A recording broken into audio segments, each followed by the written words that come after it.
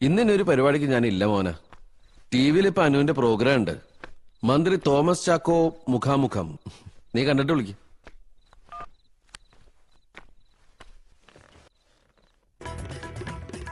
ഞാൻ ഈ നാട്ടിലെ ഉത്തരവാദിത്തമുള്ള ഒരു വകുപ്പ് കൈകാര്യം ചെയ്യുന്ന മന്ത്രിയാണ്. അതിന്റെ ഭാഗമായി ദിവസവും ധാരാളം ആൾക്കാരെ കാണേണ്ടി വരും. പലരുടെയും പരാതി കേൾക്കുന്നു.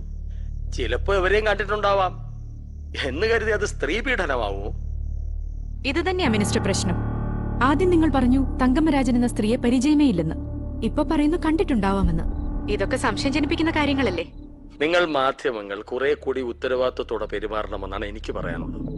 ആർക്കും ആരെയും കുറിച്ച് ഈ നാട്ടിൽ ആരോപണങ്ങൾ ഉന്നയിക്കാം. അതിന്റെ സത്യാവസ്ഥ അന്വേഷിക്കാതെ ന്യൂസ് വാല്യൂ മാത്രം മുന്നിൽ കണ്ടുകൊണ്ട് നിങ്ങളൊക്കെ പെരുമാറുന്നു. ഇത് മഹാ കഷ്ടമാണ്. താങ്കൾക്ക് താങ്കളുടെ ഭാഗം ജനങ്ങളോട് തുറന്നു പറയാനുള്ള വേദി ഒരുക്കുക മാത്രമാണ് ഞങ്ങൾ ചെയ്യുന്നത് മിനിസ്റ്റർ. ഏതായാലും തങ്കമ്മരാജൻ ഇപ്പോൾ നമ്മോടൊപ്പം കൊച്ചി സ്റ്റുഡിയോയിലുണ്ട്.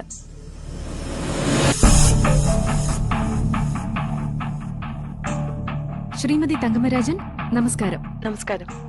കഴിഞ്ഞ ഒരാഴ്ച കാലമായി കേരള രാഷ്ട്രീയത്തിന്റെ സമവാക്യങ്ങൾ മാറ്റിമറിക്കുന്ന തികച്ചും സാധാരണക്കാരിയായ ഒരു സ്ത്രീയാണ് നിങ്ങൾ. മന്ത്രി തോമസ് ചാക്കോ നിങ്ങളെ പീഡിപ്പിച്ചു എന്ന സ്റ്റേറ്റ്മെന്റിൽ നിങ്ങൾ ഇപ്പോഴും ഉറച്ചു നിൽക്കുന്നുണ്ടോ? പിന്നല്ലാണ്ട് വെറും വാക്ക് പറയുന്നവളല്ലേ ഈ തങ്കമ്മ. 24-ാം തീയതി തൈക്കാട് ഗസ്റ്റ് ഹൌസിൽ ഉച്ചയ്ക്ക് ഒരു 2-2:30 മണിക്കാ സംഭവം. ഇത് ഞാൻ ഏത് മജിസ്ട്രേറ്റിന്റെ മുമ്പിലും തെളിയിക്കാം. ഇല്ലെങ്കിൽ അയാൾ പറയട്ടെ. മിനിസ്റ്റർ, ഇത്തരം തെമ്മാടിത്തരത്തിന് മറുപടി പറയലല്ല എന്റെ ജോലി. തെമ്മാടി തരോ? ആരോടെ തെമ്മാടി തരം കാണിച്ച്? പ്ലീസ് തങ്കമ്മ, ഇതൊരു ലൈവ് ഇന്റർവ്യൂ ആണ്. ആ ലൈവ് ആയാലും അല്ലെങ്കിലും തങ്കമ്മയ്ക്ക് പുല്ല. എനിക്ക് പറയാനുള്ളത് ഞാൻ എവിടെയും പറയും. 24-ാം തീയതി ഗസ്റ്റ് ഹൌസിൽ എന്തൊക്കെ നടന്നെന്ന് ഹക്കുമായിട്ട് ഞാൻ പറഞ്ഞുതരാം. നാട്ടുകാർ കേക്കട്ടെ ഭരിക്കുന്ന മന്ത്രിമാരുടെ ഓരോ ഗുണങ്ങള്. മിസ്റ്റർ തോമസ്, താങ്കൾ 24-ാം തീയതി 2 മണിക്ക് തൈക്കാട് ഗസ്റ്റ് ഹൌസിലുണ്ടായിരുന്നു. അവിടുത്തെ അന്നത്തെ വിസിറ്റേഴ്സ് ബുക്കിൽ തങ്കമ്മരാജൻ എന്ന പേരുമുണ്ട്. എങ്ങനെ വിശദീകരിക്കുന്നു? അവർ സംസാരിക്കുന്നത് നിങ്ങളും കേട്ടല്ലോ. ഇവരോടൊക്കെ എന്ത് മറുപടി പറയാനാണ്? ഞാൻ പറഞ്ഞല്ലോ, മാറങ്കരയിലെ കരിമണൽ പ്രശ്നവുമായിട്ട് അവരെന്നെ കാണാൻ വന്നിരുന്നു. ആ പ്രശ്നത്തിൽ എനിക്ക് അവരെ സഹായിക്കാൻ പറ്റിയില്ല. അതിന്റെ പക തീർക്കാൻ ഒരു മനുഷ്യൻ ഇങ്ങനെ തേജോവധം ചെയ്യണോ? സഹായം ചോദിക്കാൻ തന്നെയാ പോയെ. പക്ഷെ പിന്നെ ഇവിടെ നടന്നത്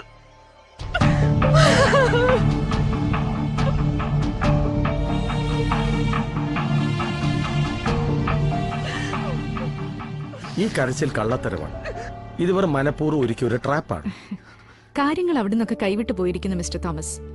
കേരളം മുഴുവൻ ഇന്ന് സംസാരിക്കുന്നത് ഈ വിഷയമാണ്. താങ്കളുടെ രാജിയല്ലാതെ ഈ വിഷയത്തിൽ യാതൊരു ഒത്തുതീർപ്പുമില്ലെന്ന് പ്രതിപക്ഷം വ്യക്തമാക്കി കഴിഞ്ഞിരിക്കുന്നു. എന്റെ നിരപരാധിത്വം ഞാൻ തെളിയിക്കും. ഇവിടെ കോടതിയുണ്ട്, നിയമമുണ്ട്. രാജിവെച്ചിട്ട് അങ്ങനെയുള്ള നടപടികളിലേക്ക് കടക്കുന്നതല്ലേ രാഷ്ട്രീയ മര്യാദ? അത് എങ്ങനെ വേണമെന്ന് എന്റെ പാർട്ടി തീരുമാനിക്കും. ആ തീരുമാനം എന്തായാലും ഞാൻ അംഗീകരിക്കും. ഈ സംസ്ഥാനം ഭരിക്കുന്ന ആഭ്യന്തര മന്ത്രിയാണ് താങ്കൾ. അത്ര ലഘുവായി കാണാവുന്ന വിഷയമാണോ ഇത്? അത് വെക്കമ്മേ. ദേവി മഹാത്മ്യം തുടങ്ങണ നേരായിരിക്കുന്നു. ഇതിലെന്താ അത്ര കാണാതിരിക്കണത്? രാവിലെ തൊട്ട് ഒരേ വർത്താനം പറഞ്ഞിരിക്കുന്നു. അമ്മയുടെ കഞ്ഞുകൂടി ഇത്ര വേഗം കഴിഞ്ഞോ? ഇനി രക്ഷയില്ല. ഞാൻ അമ്പലത്തിലോട്ട് ചെല്ലട്ടെ. അതിബുദ്ധിമാൻ എന്നാണ് താങ്കളുടെ ശത്രുക്കൾ പോലും താങ്കളെ വിശേഷിപ്പിക്കുന്നത്. അതുകൊണ്ടാണോ ഇത്ര കാലമായിട്ടും തോമസ് സാറിനെ ആർക്കും പിടിക്കാൻ പറ്റാത്തത്? എന്റെ കൈകൾ ശുദ്ധമാണ്. കഴിഞ്ഞ 40 വർഷക്കാലത്തെ സംശുദ്ധമായ രാഷ്ട്രീയ ജീവിതമാണ് എന്റെ മുന്നിലുള്ളത്. ആർക്കും തുറന്നു പരിശോധിക്കാം. ഇത്രയും നേരത്തെ വിലപ്പെട്ട സമയം ഞങ്ങളുടെ പ്രേക്ഷകർക്ക് വേണ്ടി മാറ്റിവെച്ചതിന് നന്ദി മിനിസ്റ്റർ. നന്ദി. കൈതരാത്തോണ്ട് വേറൊന്നും വിചാരിക്കരുത്. നാളെ ഇത് വേറൊരു വിവാദമാകും. Thank you sir. കഴിഞ്ഞല്ലോ, എനിക്കിനി ശ്വാസം വിടാമല്ലോ.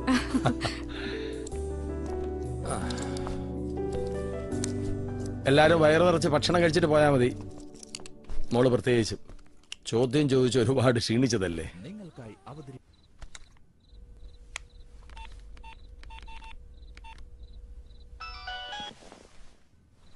തീർന്നോ? ഞാൻ പിന്നെ വിളിക്കാം. ഓക്കെ. ആര്, വക്കീലാണോ? സംസാരിച്ചു. ഇങ്ങനെ കുറച്ച് ഭാര്യമാരും ഭർത്താക്കന്മാരും ഇറങ്ങി പുറപ്പെട്ട നമ്മുടെയൊക്കെ കഞ്ഞുകൂടി മുട്ടിപ്പോവും. വക്കീല് കേസുണ്ടാക്കുന്നു, ഭാര്യ ഏത് ചാനലിലൂടെ ലോകം മുഴുവൻ എത്തിക്കുന്നു. നിങ്ങൾ രണ്ടുപേരും ഈ ലോകം നന്നാക്കി അടങ്ങും അല്ലേ? Sorry sir. Don't feel sorry. ഞാനൊരു തമാശ പറഞ്ഞല്ലേ. Actually I am proud of you both. വക്കീലോട് അന്വേഷണം പറഞ്ഞേക്കൂ. Okay sir. ശരി, എന്നാ ഞാനൊന്ന് വിശ്രമിക്കട്ടെ.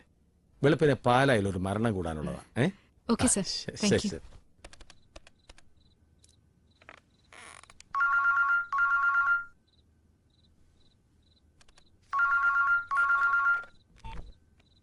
ഹലോ, എന്ത് പറയണു നമ്മുടെ മന്ത്രി അദ്ദേഹം? ഓ, എന്ത് പറയാൻ.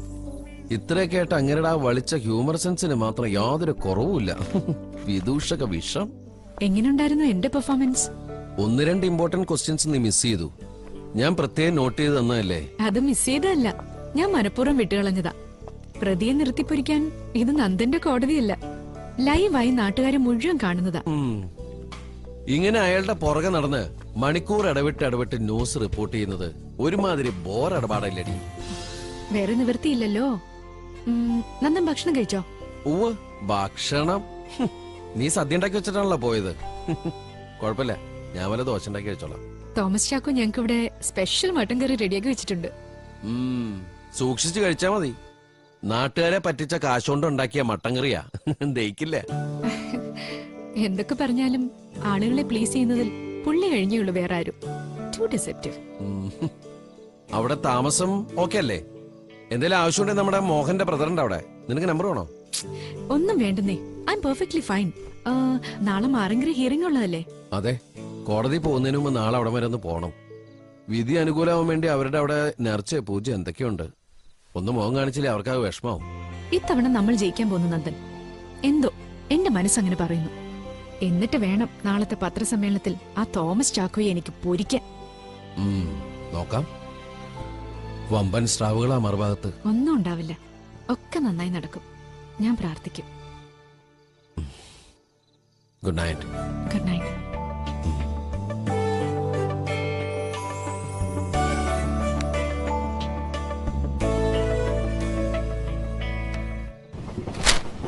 അണലി ഷാജിക്ക് ജാമ്യം. കുപ്രസിദ്ധമായ ചാക്കോവധ കേസിൽ 1-ാം പ്രതി അണലി ഷാജി എന്നറിയപ്പെടുന്ന മാറങ്കര മുറിപ്പാട് വീട്ടിൽ എസ് ഷാജഹാന് ജാമ്യം. തെളിവുകൾ തേച്ചുമാച്ച് കളഞ്ഞത് ഷാജിക്കുള്ള ഉന്നത രാഷ്ട്രീയ ബന്ധമാണെന്നാണ് ചാക്കോയുടെ ബന്ധുക്കളുടെ ആരോപണം.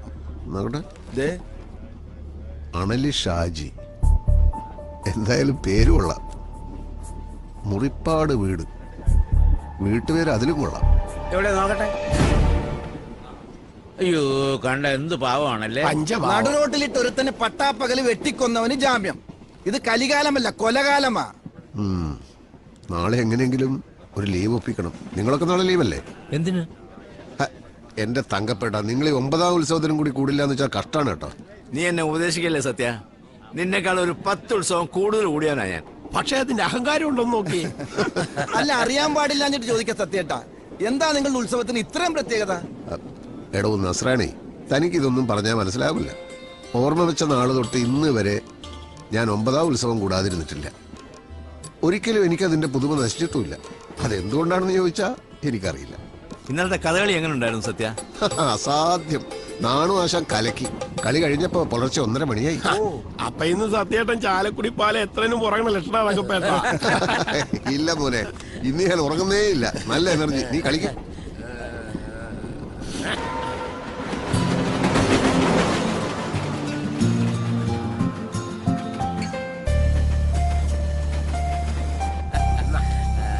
നിന്റെ അടുത്തിരുന്ന് കളിക്കുന്നവനെ സമ്മതിക്കണം. പോരട്ടെ.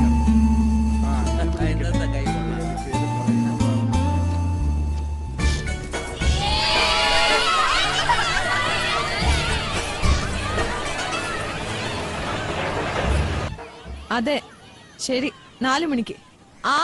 ഞാൻ എത്തും. ഈ ചാനലുകാരെ കൊണ്ട് തോറ്റു. ചാനലുകളിൽ സംസാരിച്ച് ഏതാണ്ട് ഒരു രാഷ്ട്രീയ നേതാവിന്റെ ടോൺ വന്നിട്ടുണ്ട് ഇപ്പൊ തങ്കമ്മയ്ക്ക്. അല്ലട സുധി, പിന്നെ വലിയ പുള്ളിക്കാരത്തെ പോയില്ലേ ഇപ്പോ. 24-ാം തീയതി 2 മണിക്ക് തൈക്കാട് ഗസ്റ്റ് ഹൗസിൽ വെച്ച് സദാചാര വിരുദ്ധമായിട്ട് നമ്മുടെ മന്ത്രി എന്താ ചെയ്തത്? വക്കീലിനോട് എന്തിനാ മറക്കുന്നത്? അന്ന് ഞാൻ അവിടെ ചെന്നു. ഈ മണല് വാരിൽ നിർത്തിയില്ലെങ്കിൽ അയാളുടെ വീട്ടു മുമ്പിൽ സത്യാഗ്രഹം ഇരിക്കും എന്ന് പറഞ്ഞു. നിങ്ങൾ ഇത് ആരാ നോക്കിയേ? ഹലോ. അതെ. എന്നിട്ട് അപ്പൊ അയാളുടെ വക ഒരു തമാശ. വീടിന്റെ മുമ്പിലാക്കണ്ട, അത് വരണവർക്കും പോണവർക്കൊക്കെ ഒരു ബുദ്ധിമുട്ടാവുന്നു. ഒരു വശത്തേക്ക് മാറിയിരിക്കാമെങ്കിൽ അയാളെ എന്നെ ഷെഡ് കെട്ടി തരാന്ന് സത്യാഗ്രഹിക്കാൻ. സാധാരണ ജനങ്ങൾക്ക് അത്രയൊക്കെ സൗകര്യങ്ങൾ ഒരു മന്ത്രിക്ക് ചെയ്തു കൊടുക്കാൻ പറ്റുമോ അത്ര? ഓഹോ. അപ്പൊ എനിക്ക് ചൊറിഞ്ഞു വന്നു. എനിക്ക് മനുഷ്യനവിടെ ജീവിക്കാൻ പറ്റാണ്ട് ചക്രശ്വാസം വലിക്കുമ്പോഴാ അങ്ങനോട് ഒരു തമാശ. ഞാൻ വായി തോന്നിയൊക്കെ വിളിച്ചു പറഞ്ഞു. പിന്നെ പിന്നെന്താ പിന്നെ ഇങ്ങ് പോന്നു. എന്ത് കേട്ടാലായി കൂര് നാണമില്ല. കാലമാടെ കാട്ടോത്തിന്റെ ജന്മല്ലേ. അപ്പോ ഈ പറയുന്ന പോലെ കാര്യങ്ങളൊന്നും അവിടെ സംഭവിച്ചിട്ടില്ല. അത് പിന്നെ കൊല്ലം എത്രയാ അവര് ഈ അക്രമം തുടങ്ങിയിട്ട്? പൊന്നാന്നും പറഞ്ഞല്ലേ അവര് ഞങ്ങളുടെ ഈ മണ്ണ് വാരിക്കൊണ്ട് പോണേ. എന്നിട്ട് ഈ മണല് വാരല് നിർത്താനല്ലല്ലോ സർക്കാർ പറയുന്നത്. തെര കയറി ചാവണ്ടെങ്കിൽ ഇവിടുന്ന് മാറി താമസിച്ചോണേ. ഈ കടപ്പുറം വിട്ട് ഞങ്ങൾ എവിടെ പോവാന്? ചാവുന്നെങ്കിൽ എല്ലാരും ഇവിടെ കിടന്ന് ചാവട്ടെ. അതിനല്ലേ തങ്കമ്മേ കോടതിയിൽ കേസ് പറയണത്? കേസ് ഞങ്ങളുടെ പോലുള്ളവരുടെ കൂടെ ഒരു കോടതി ഉണ്ടാവില്ല. വക്കീല് പറഞ്ഞിട്ടല്ലേ കഴിഞ്ഞ ഇലക്ഷനിൽ ഇവിടുന്ന് ആരും വോട്ട് ചെയ്യാൻ വരാതിരുന്നത്. എന്നിട്ട് എന്തെങ്കിലും സംഭവിച്ചോ? ഈ പറയുന്ന ചാനലിലൊക്കെ എന്റെ കൂടെ വക്കീല് വന്നിരുന്നല്ലോ. അവരോടൊക്കെ ഞങ്ങളുടെ പ്രശ്നങ്ങളെ ഞാൻ കരഞ്ഞു പറഞ്ഞല്ലേ. എന്നിട്ട് ഒരുത്തരും തിരിഞ്ഞു നോക്കിയില്ലല്ലോ. അതെ, രാത്രി 10 മണിക്ക് കേരള ടിവിക്കാർ ഒരു പ്രോഗ്രാം വെക്കട്ടെ എന്ന് നീ സംസാരിക്കേ. എനിക്കൊന്നും സംസാരിക്കണ്ട. ലൈവ് ആണെങ്കിൽ വരാന്ന് പറയും. ഇല്ലെങ്കിൽ അവന്മാര് പ്രധാനപ്പെട്ട കാര്യങ്ങൾ കട്ട് ചെയ്ത് കളയും. അതെ, ഒരു പ്രശ്നമുണ്ടേ. ഇപ്പൊ എല്ലാവർക്കും തങ്കമ്മ വേണം. നാണം കെട്ടവര്. ഇവനൊക്കെ ജനങ്ങളുടെ മുമ്പിൽ പരമാവധി നാറ്റിക്ക. അത് തന്നെ എന്റെ ഉദ്ദേശം. ഈ നാട്ടിൽ ഇപ്പൊ എന്നെ കൊണ്ട് ചെയ്യാവുന്നത് ഇതേ ഉള്ളൂ. ഒരു കണക്കിന് ശരിയാ. അഴിമതി കാണിച്ചതിന്റെ പേരില് ഏതെങ്കിലും മന്ത്രി ശിക്ഷിച്ചിട്ടുണ്ടോ ഇവിടെ? ആരെങ്കിലും രാജിവെച്ചിട്ടുണ്ടെങ്കിൽ അതൊരു പെണ്ണേസിലേ ഉണ്ടായിട്ടുള്ളൂ. നമ്മുടെ കേസിന് ഇതുകൊണ്ട് എന്തെങ്കിലും കുഴപ്പമുണ്ടോ വക്കീലേ? ഏയ്, ഇപ്പൊ ഇത്രയും മീഡിയ പബ്ലിസിറ്റി വിഷയത്തിന് കിട്ടിയ സ്ഥിതിക്ക് ജുഡീഷ്യറിയെ അത്ര എളുപ്പത്തിലൊന്നും ഇൻഫ്ലുവൻസ് ചെയ്യാൻ പറ്റില്ല. അത് നമുക്ക് ഗുണം ചെയ്യൂ. നിങ്ങൾ ഇങ്ങനെ കേസെന്നും പറഞ്ഞ് നടന്നു. ഇവിടെ ഒരു വികസനം വരാൻ സമ്മതിക്കരുത് ഏട്ടാ. CMC-കാരുടെ ഫാക്ടറിയുടെ വന്ന ഇവിടെയുള്ള 100 പേർക്ക് ജോലി കിട്ടുക. അതുകൊണ്ട് എന്ത് പ്രയോജനം സുധി? നിങ്ങൾക്ക് ഇവിടെ ജീവിക്കാൻ പറ്റണ്ടേ? അല്ലെങ്കിൽ തന്നെ തുണ പിടിക്കാൻ നമുക്ക് എന്തിനാ ഈ ഫാക്ടറി പണി? നിങ്ങൾക്കൊന്നും പറഞ്ഞാൽ മനസ്സിലാവില്ല. കൂട്ടിന് നന്ദേട്ടനും. നീ ഒന്ന് വായെടുക്കടാ. ഒന്ന് പള്ളിക്കൂടം കയറി ഇറങ്ങിയെന്ന് വെച്ച് ഭയങ്കര വികസനവാദിയായി പോയി.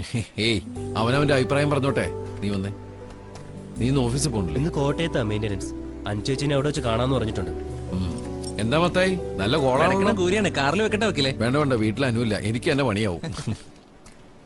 വിധി ഞങ്ങൾക്ക് അനുകൂലമാവില്ല വക്കീലേ. ഞങ്ങൾക്ക് ഇവിടെ തന്നെ ജീവിക്കാൻ കഴിയൂലേ? ധൈര്യമായിട്ടിരിക്കേണ്ട നബിസുമ. സത്യം നമ്മുടെ കൂടെയല്ലേ. അതിനെ തോൽപ്പിക്കാൻ ആർക്കും പറ്റില്ല. വരട്ടെ.